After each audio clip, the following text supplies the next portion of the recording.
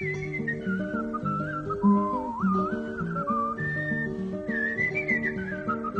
everyone, and welcome to the Pot of Gold podcast. I cannot believe that we are doing episode 38 today. But today we have the pleasure of being here with Jamie Stone, a member of SubTo and the Gator communities, CEO of JMS Creative Partners, where he mainly focused on private money lending.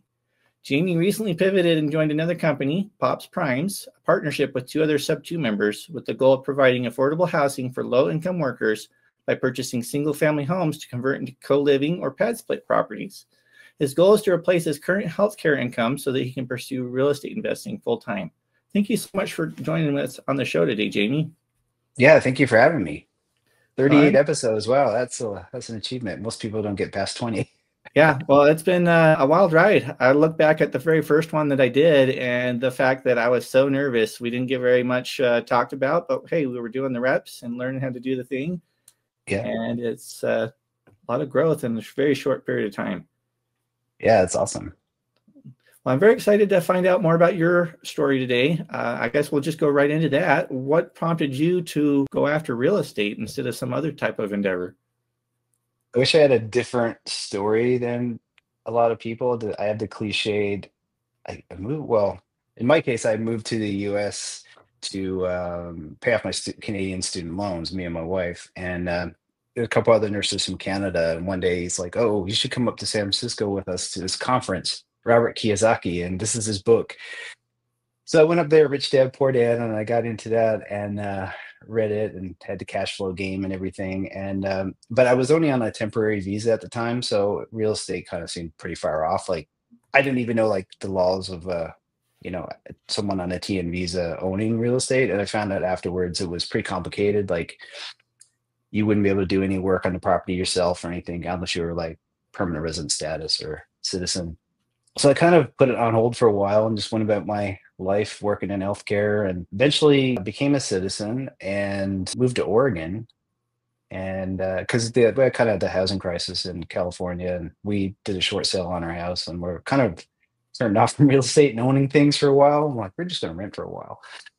And decided to move to Oregon, still in healthcare. And of course, housing's cheaper here. And you can get a house for what you can get a condo in California for. So bought our second house that we have, like the first one we sold, short sale, and it appreciated really quickly. So then I had this equity. I'm like, okay, what can I do with this? So I went and pursued a HELOC and did some home renovations and things. And around COVID, I guess, started seeing all these ads for Pace Morby and Bigger Pockets and everything else. So I kind of went the Bigger Pockets route first to did a few boot camps, and luckily Pace Morby was on one of those boot camps, creative finance. So I bought his book and read it, and he had so many extra resources in there. It was like, wow, like some of these Zooms, like we were talking a little bit earlier, like 4 hours long. Like, how does this guy do it?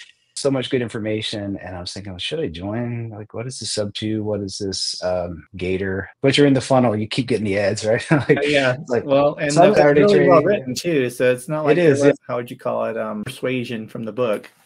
No, and you got lots of examples in there, like real people talking, and So okay, I did that and ended up joining Gator. I think it was July 2023, and just dove into that. And it wasn't the trainings were not organized like they are now. Like now they're all nice and neat, and you can take a quick path or you can take the longer path. This was just Zooms.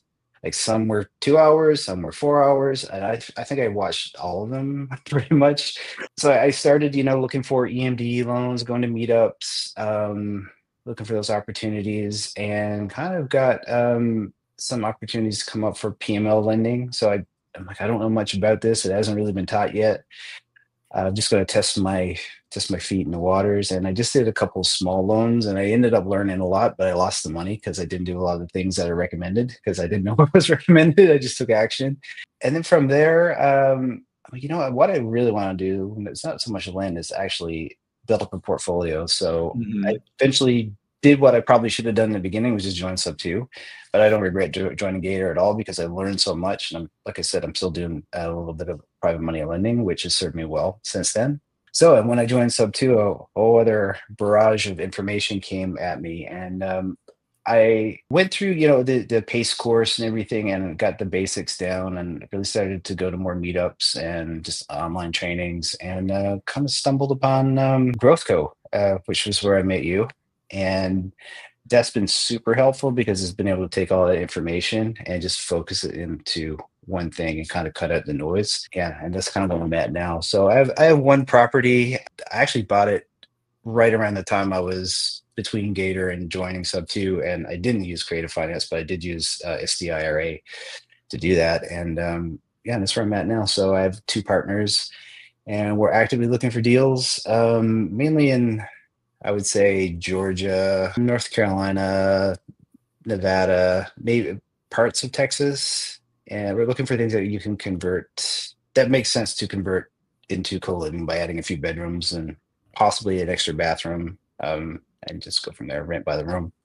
Very neat. And just wanted to touch on this before we move on, that the book that Pace Morby wrote was called Wealth Without Cash, for those of you who might be wondering. And so you've decided to go the route of building your portfolio using co-living properties and pad splits. What was the appeal of that particular exit strategy? There's two appeals, really. One, if you're looking purely from a fiscal, lens, it has really good returns, right? Because you can take the same house that maybe gets $2,500 a month rent, and then you've got to take out all your expenses, or you can rent by the room, and maybe you're getting $4,500 or more, $5,000 a month rent, and it's a lot better return on your investment.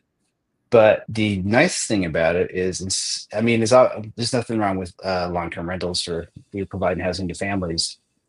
But a lot of times, maybe it's only one or two people that are living in maybe a house with 3 or 4 bedrooms, right? So it's not really doing a lot to solve the housing crisis. So there is a need out there for people that are working jobs that don't pay a ton of money, even if you're making, people make $20, $25 an hour, and that's not enough to get an apartment in the city that they live, right? A pad split provides an opportunity for their own space, like they have their own room. They have, like, the Wi-Fi is included. Usually, like, there's a washer and dryer. There's kitchen with kitchen supplies, and usually it's positioned close to like a bus route or it's walkable. So it gives a person an opportunity to maybe even save some money, hopefully, and eventually get into like their own place with maybe, their girlfriend or whatever down the road, or as they're going through school and they're trying to like put some money away to get that next phase of their life. But either way, it provides like, be able to afford something. Yeah, affordability. So it solves kind of two problems, which is rare. It helps people who otherwise would not be able to afford a house in that neighborhood, probably, with just them and a couple other people doing it as a long-term rental. And it provides a good return to the investor and to the people that helped fund the investor. So it's easier to get money when there's a good return. Yeah, because you've had a little bit of experience with the private money lending and such, because that's part of what we do in real estate is we leverage other people's money as a debt instrument so that we can enter into these portfolios and scale quicker. Not only because it's more intelligent to use other people's money to learn the skills that you need to be able to leverage things like that and develop negotiation and understanding of how the deal structure needs to happen, but it also provides a win-win situation in that you get a property for yourself, and then the private money lender also gets a return. So that's an interesting way to structure things that is pretty common in real estate. But you mentioned that you had some loans that you did that you lost money on. What exactly happened with that?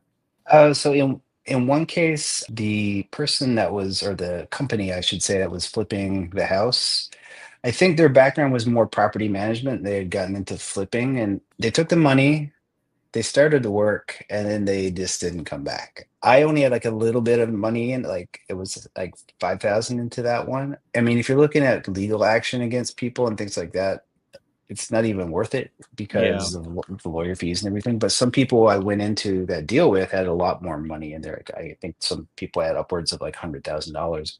I know one of the properties, one of the lenders I was with actually ended up taking it over himself. I think he paid off the first lien because these were all second position. In the second instance, So yeah, the people that borrow the money, we were led to believe they were going to use it for renovation, and I think they used it to provide sort of like credit or collateral so they could actually get the hard money loan to begin with, and then they took that money and they went traveling and did a bunch of things. They did tear the house apart a little bit, like as if they were gonna do things, but it stopped and then And nothing then else happened. finish. So that one went to foreclosure. Got it. So Okay. yeah. So what would you say the biggest lessons you pulled from those would be? Definitely vet the borrower yourself. You cannot depend on the person connecting. Okay. Uh, a good connector will do that, but at the end of the day, if they're not so good, they may just say, "Well, real estate's risky. You should have done more due diligence. We thought these people were fine, and ultimately, it's on you."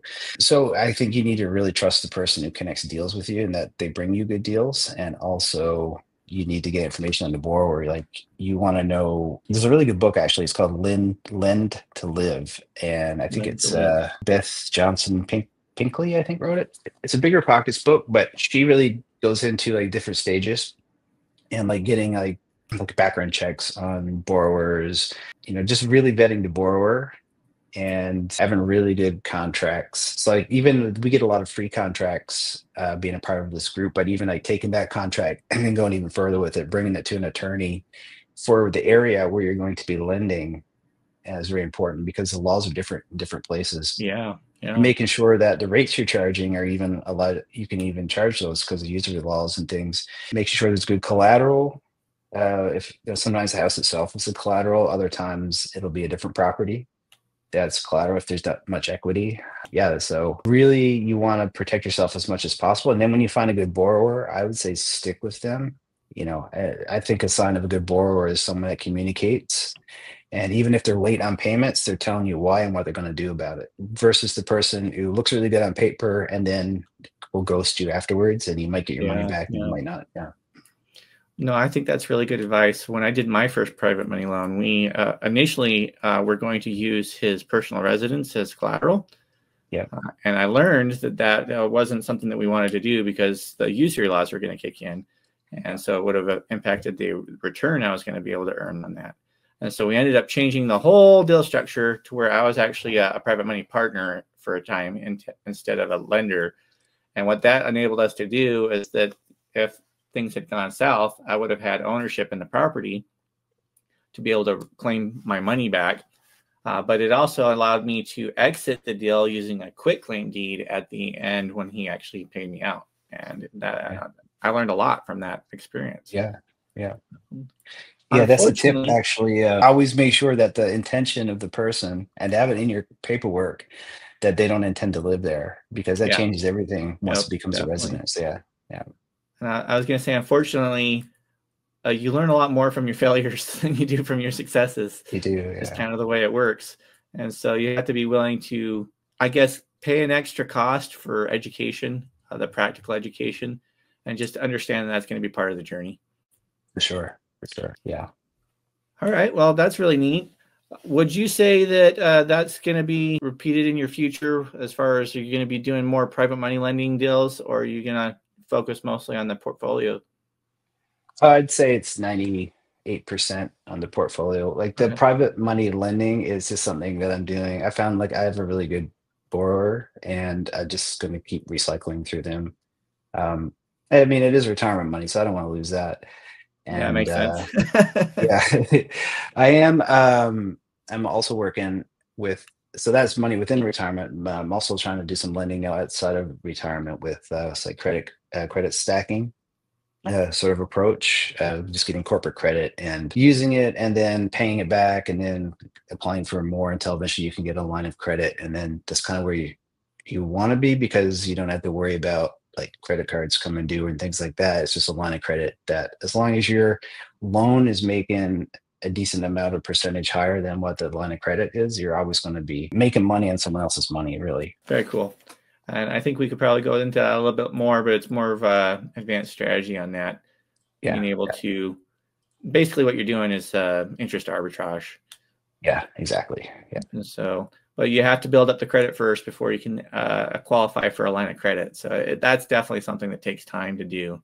It does. And people will say, "Oh, you can do it right away," but I don't know how because most of these companies that would even give you credit, they want to see your company's been around for at least a year and a half and that you can Yeah. show some income and yeah. Well, I think it's smarter to take time to do it right too, because a lot of the people, if you go into it, you don't have a lot of experience with managing that kind of credit.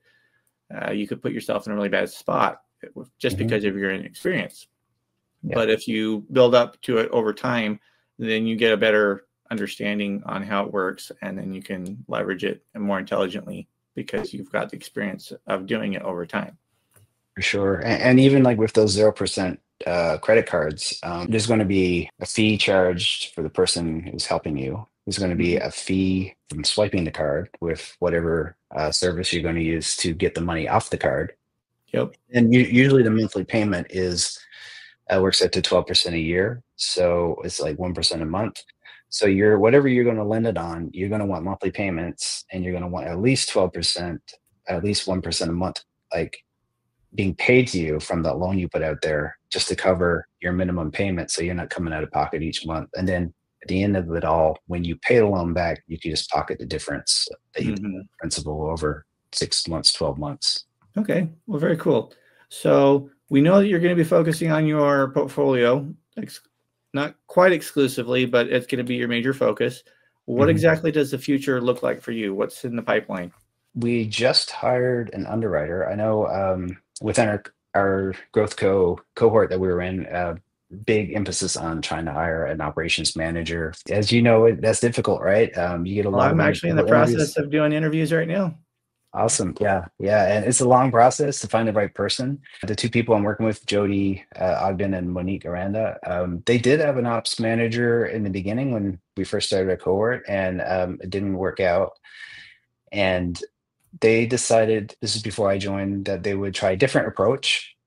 That would be just to look for someone to do underwriting only in the beginning. And with the idea that the right person could come along who could evolve into an ops manager as time progressed. So that's kind of where we're at. And that's going to take so much time off of our, like, give us so much time back because between, it's mostly me and Monique will do underwriting right now. We'll find a property and we're both working W-2s. So Yeah. usually for me it's after work and I've been staring at a computer all day and now I'm going to jump into Excel for another, an hour or so. Is not always what you want to do, right? To have someone else be able to run those numbers for you and then present you with the really good ones and then you can dig into it. It's going to save so much time. And then I can focus on, I'm more of an integrator. So I'm trying to get our Monday CRM dialed in. So I'm going to Okay. take some courses on that to, I have a little bit of familiarity with the CRM. I like the way everything looks. So I guess you call that yeah. like the graphic user interface. I like that. Yeah, yeah. And then gonna build out a website as well for just to point people to Pops Prime. I already had a website, but I'm gonna kind of roll it all into Pops Prime sort of website, so we can point people there and they can submit forms and everything else. Because it's good to have all these connections, meet a lot of people, and do a lot of networking. But once you start getting people come back to you, then you have to do something with that, right? You have to keep track of all your touch points with that person. So this is I what they get say. The that. Yeah, fortune's in the follow definitely. up. Yeah, yeah. Yeah. It's one of the things I learned recently is that we have something called the Dunbar's numbers, which is Mm, that people can only maintain so many relationships in the back of their mind at a time, yeah. and the limit's about 1,500 people. And so that number, or like the people who are in that 1,500 number, are constantly shifting around based on how many people you've come into contact recently. But that's about how many you can keep track of at any one point in time. Yeah, that makes sense. I mean, we really can't, our brains really can't keep track of that much at one time. Like that's Well, why numbers are they're seven not really digits. designed for Numbers. data processing. They're designed for survival. So it's Mhm. that's Yeah, why it's so important to write things down and do the recording, because it helps you reference them again later. for sure. But yeah, that's really cool. I'm excited to hear about that. The question that I had for you and basically the whole company at Pops Prime is, who are the people that you can help by becoming a buyer or a person that's building a portfolio? That would be a wholesaler, for sure. And even an agent. An agent who's got that property is like, I have to list this property, but there's no equity. I'm not gonna get paid when this one sells because the owners are going to have to write a check because they don't realize that it costs like at least 10-11% to sell a house.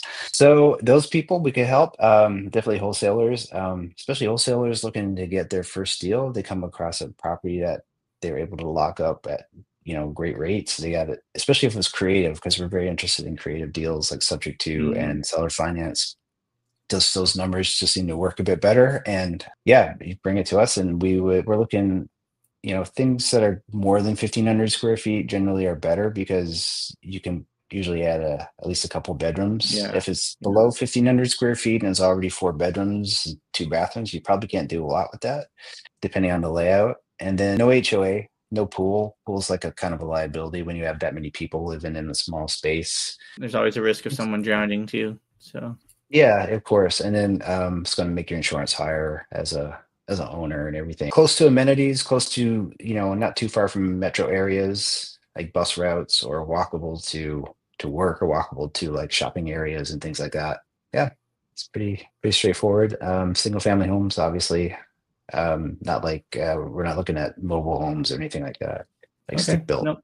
That seems to be very detailed. And if people are interested in getting more details or interfacing with you to connect, where would you like them to reach out to you at? Well, there's a website coming, but for now you can find me on Instagram is at the J Stone. So it's like the J Stone. You'll find me on Instagram. I have different links on there. I also have an ebook, just some tips that I picked up from Gator, actually from the underwriting training on PMLs, like what to look for if you were going to do your own loan for someone, produce a loan for someone else, like for a borrower. And if anybody wanted that, they could just go to Instagram and just put the word book in a DM and I'll send it to you. This is just Awesome. a PDF. It's not that long. So. Well, and I could see that being pretty useful for people who are looking to borrow money from lenders as well, because then you can kind of get an idea of what a lender is looking for in a borrower. Sure, for sure. So yeah. That sounds extremely useful. And I will go ahead and make sure that I put your Instagram handle in the YouTube description so people can find it down there. So that if they want to connect with you, just check the YouTube description. Apart from that, do you have any recommendations on resources or educational content that people could look into if they're looking to get started? Yeah, there's a couple. I think like if you go to meetup.com, I think it is, and just look for real estate meetups in your area is a good way to meet some local people and see what they're doing before you go and spend any money, join and like mentorships or anything like that. That said, there are a lot of free resources from Bigger Pockets, but also, of course, Pace Morby has a lot of free resources. He has a very active YouTube channel. He puts a podcast out every day, and also has a Facebook group that's free. So a lot of people interact from the Sub2, Gator, top tier communities in the free Facebook group. Yeah, so it's a good way to talk to people. Creative Real Estate with Pace Morby, right? Yeah, it's a good way to talk to people in the community without joining the community yet if you're not quite ready. So yeah. Cool. Well, that's very useful. Just make sure you look into those resources when you get the chance, you guys. Is there anything else you'd like to share with the audience before we finish up today? No, I'd just like to say thank you for having me on your podcast, and congratulations on 38 episodes. And I'm sure before you know it, you'll be at 100. So yeah, well, we're shooting for at least 82 before the end of the year. I'm trying to release at least one every week until the end of the year. That's awesome. Get into the habit of being consistent with that and providing value for the audience. Perfect. Yeah. Well, it was a pleasure being on here today. Thank you. Well, the pleasure is mine. And I'd like to thank the audience for tuning in. You guys are the reason we do this. So I hope that you found some value with this. And if you have any questions or comments, be sure to leave them in the comments just below the description. And as always, thank you so much for tuning in. This has been the Pot of Gold podcast, where we talk about finances, wealth generation, and real estate investing. Take care now.